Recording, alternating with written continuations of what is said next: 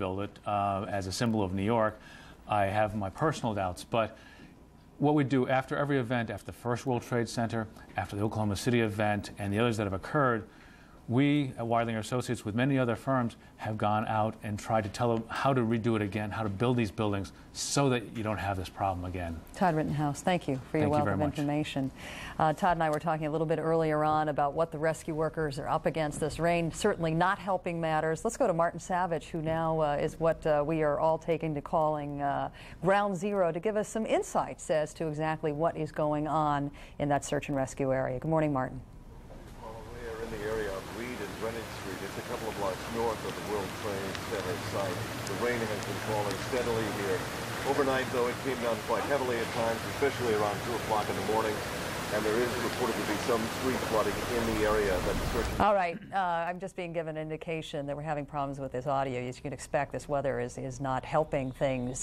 Todd, you know exactly, as we look at these pictures of this horrendous weather, what these rescue workers are up against. You know how the debris fell. What is the biggest challenge now? I know they have moved out, I guess the mayor confirming 1,000 tons of this stuff so far, but there is a lot of work to get done. Right. You have buildings down there that are, the debris pile is unstable.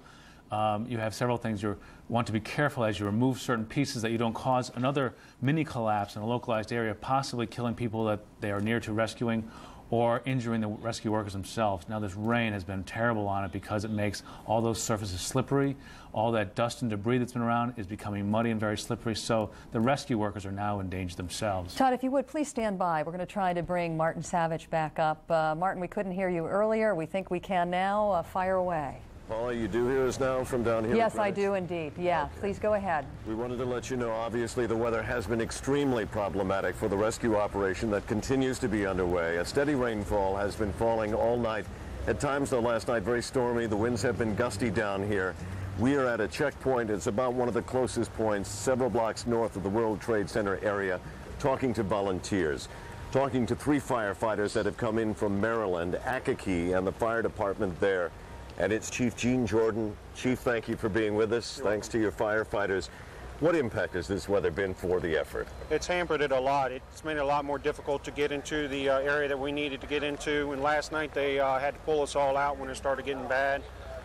We went back in late last night and left there about 4 o'clock this morning.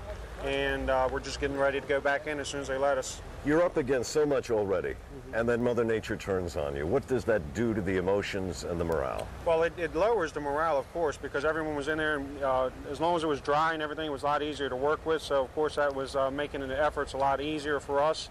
But it may have knocked down the dust, but it made it a lot worse. Everything's heavier now. Getting the dust out and everything, and dirt and debris is going to be a lot heavier. One of the things you cannot see so obviously now is the cloud, but it really is still there. There is still fire. Yes, there is still fire. There's still fire in some adjacent buildings, small fires, and there's a lot of fires. They're going way deep into the structure. I mean, 40, 50, 60 feet, I'm sure. So the rain hasn't reached down there yet? I wouldn't think it's reached down there a lot, no. Okay. No. Well, the key question here is survivors. Have you heard anything? Have you heard of reports of noise? Any indication? Yesterday morning they heard tapping on the beams that were, I guess, 2 beams that they heard different taps on, and they did concentrate efforts on that. We heard later on that they did rescue 1 person. I don't know everything behind that, but I know they did rescue 1. There's a lot of confusion at the site. Yeah. KATHRYN and Tim, I want to bring you in. One of the dramatic scenes that we've witnessed down there, you've got hundreds, sometimes thousands of people working, and the call for quiet. Describe for us what happens when all this takes place. If somebody thinks they hear something, they start yelling, raising their hands up in the air, and within a matter of seconds, everything's dead silence. People shut off the tools, the machines shut off, and just it's like a wave going across 1,000 people.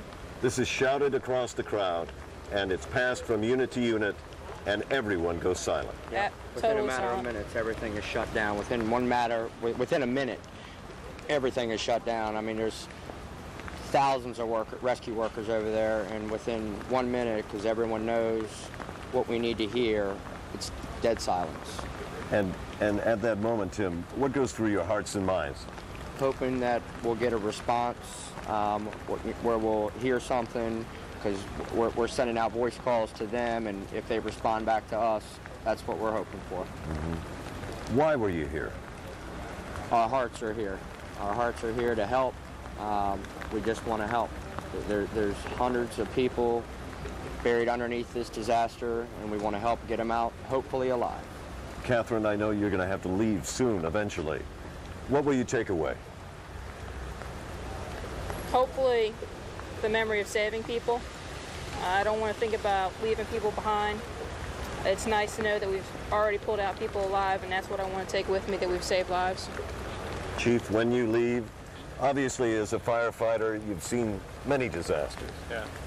Nothing like this. Nothing like this. This is the most horrific sight I've ever seen. I've got 21 years on the job, and this is the worst I've ever seen. Well, we want to thank all three of you for being here, and we really appreciate your efforts. Okay. Thank you very much. Good luck to you in your further work. All right, thank you.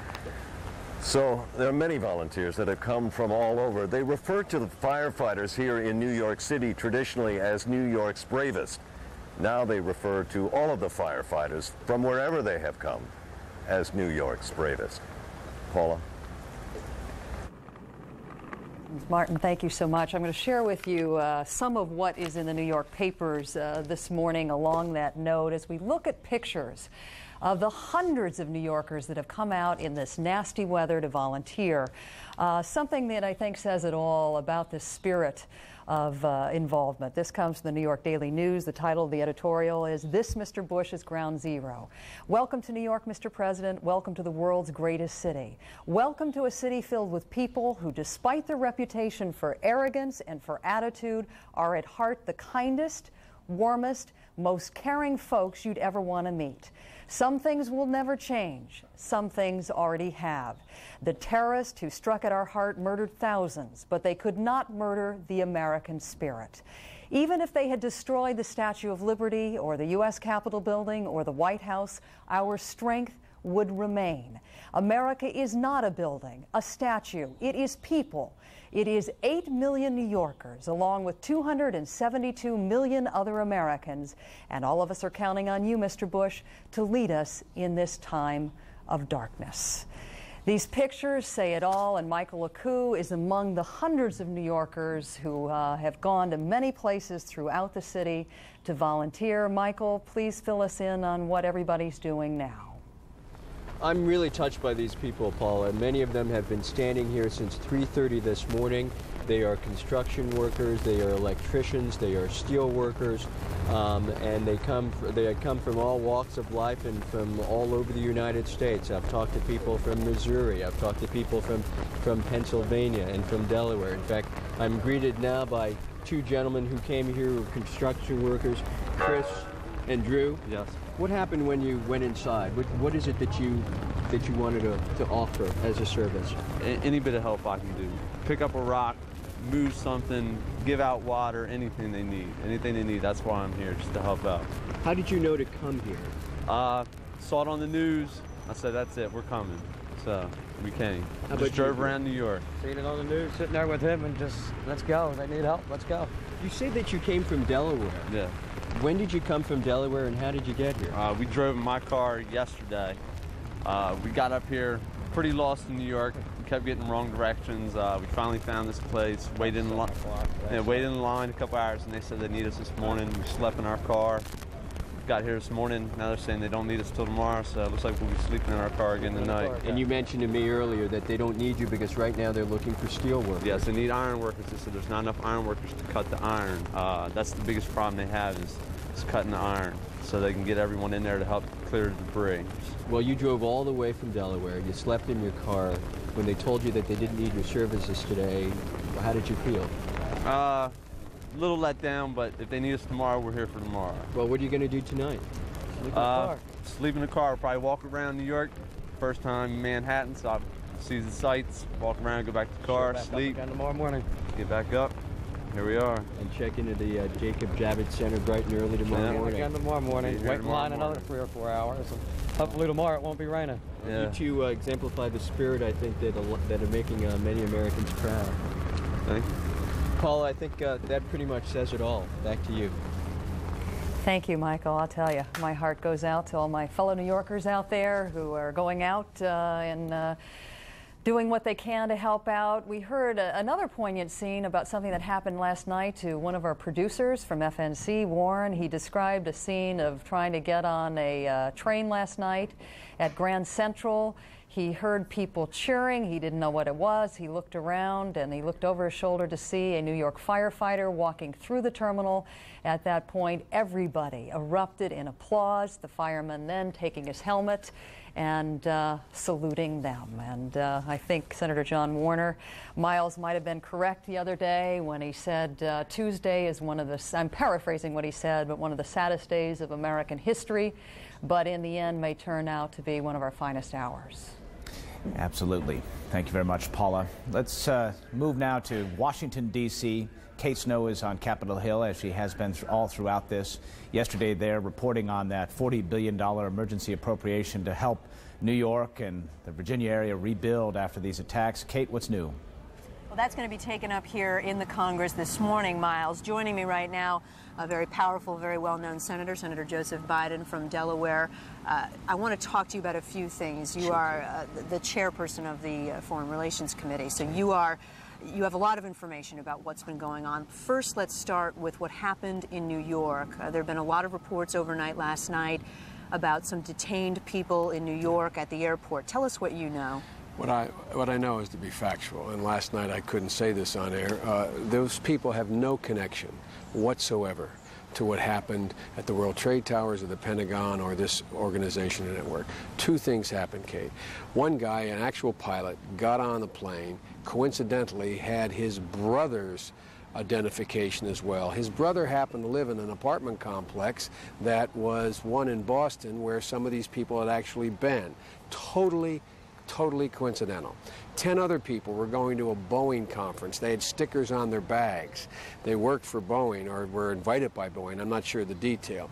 The folks at the airport thought, hey, wait a minute, are they impersonating crew? And they weren't. One guy was arrested and detained, and it was a screwball who was acting out. You know, was acting out, just saying and demanding. I'm not sure exactly what he was doing, demanding to get on, making problems, and they arrested him. All the rest of these people have been released. There is no connection whatsoever. Now, what happened was, because we're all on such high alert here, they closed down all those airports until they knew that was the case.